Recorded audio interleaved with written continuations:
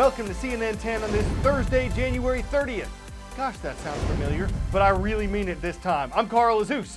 4 days away from the Iowa caucuses, U.S. presidential candidates are out and about in the Hawkeye State.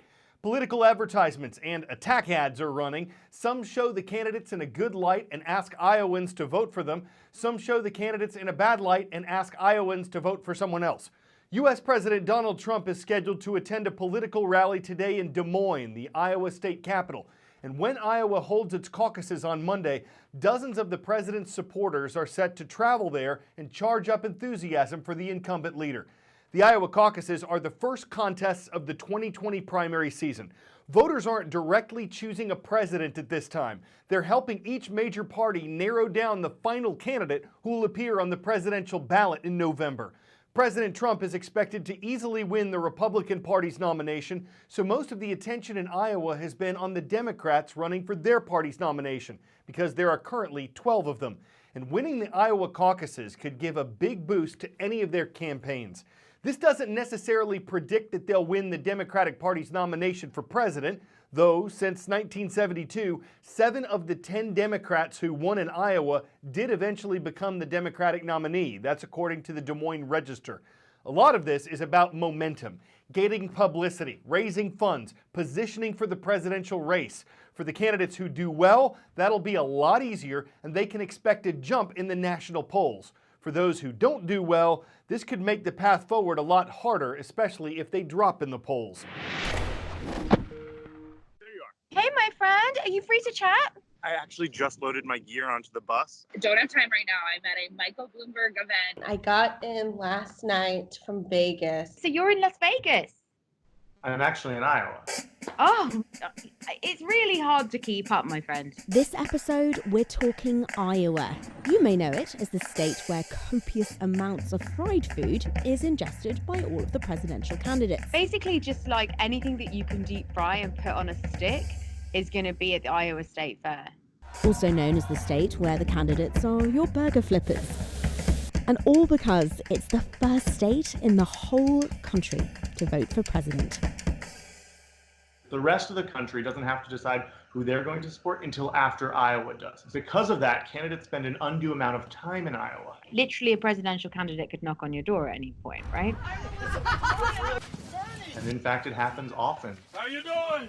I came back from lunch today and Bernie Sanders door knockers had left flyers under my door. I got a Christmas card from Amy Klobuchar. People like to meet their candidates 2-3 times before deciding that they're going to caucus for them. People kind of expect that the candidates will come to them. They want them to, address them by name. They want you to spend quality time with them. They're going to throw a house party with you. And a house party is basically like 100+ people crammed into a very small house, not a lot of airflow. Have I told you about Ranch Girl? I was covering Senator Kirsten Gillibrand, and she was holding an event at the Airliner Bar in Iowa City. And there was this young woman walking across the bar, and it looked like she might want to ask Senator Gillibrand a question. And so Senator Gillibrand turned to her, and the girl goes, Sorry, I'm just trying to get some ranch. Go ahead. They're seeing these people everywhere. They're seeing them at their coffee shop. They're seeing them at their restaurants. It's a really, really unique environment there, isn't it? Well, I mean, how often do you have to say, I've got a little too much access to presidential candidates. I'm good. They just want to get some ranch. I mean, so much of the kind of campaigning tactics that we see happening routinely in Iowa stem from the fact that Iowa has this unique system of caucusing. In a caucus situation, you are gathered in a room in your town, surrounded by your friends, your family, your neighbors, and you have to publicly show support for the candidate that you're going to caucus for. If you're a Hillary person, raise your hand.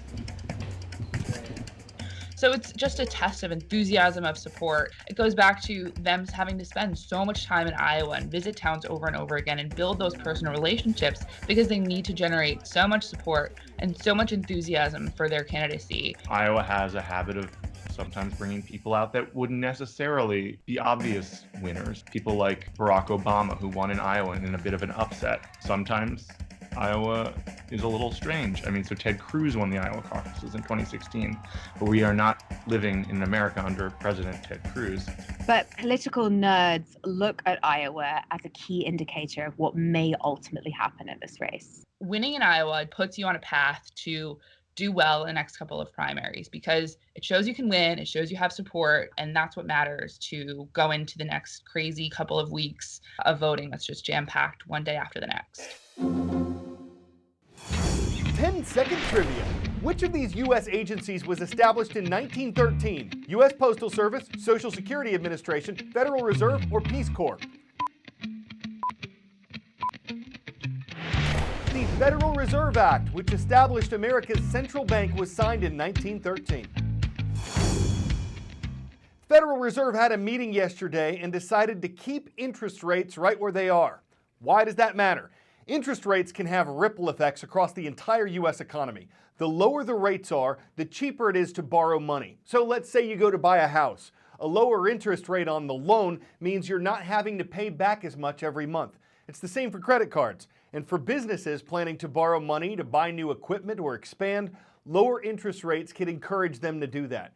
If the economy heats up too fast, so can inflation when prices go up and money buys less.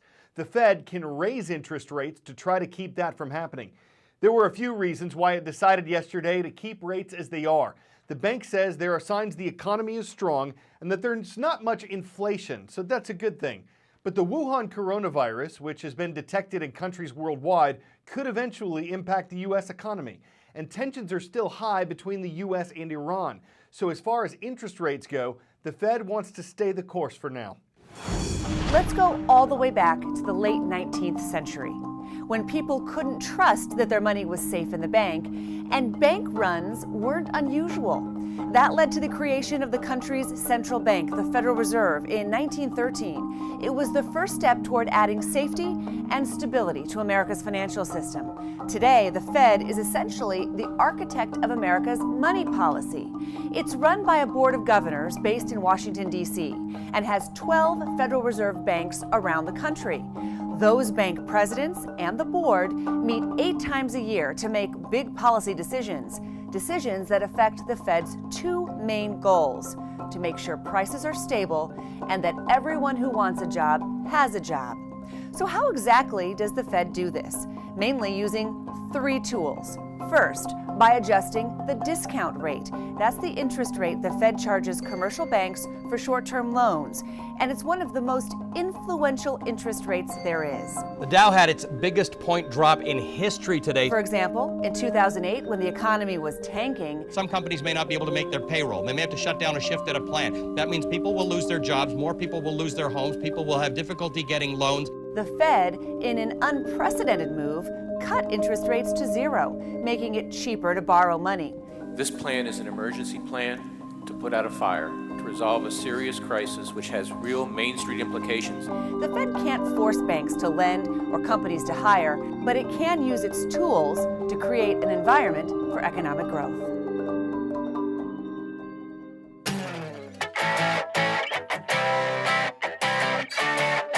Well, we started with political news. We're wrapping up with a mayoral race that'll either go to the dogs or get your goat. In this corner, the challenger, Sandy the dog. She serves her community of Fairhaven, Vermont as a canine officer.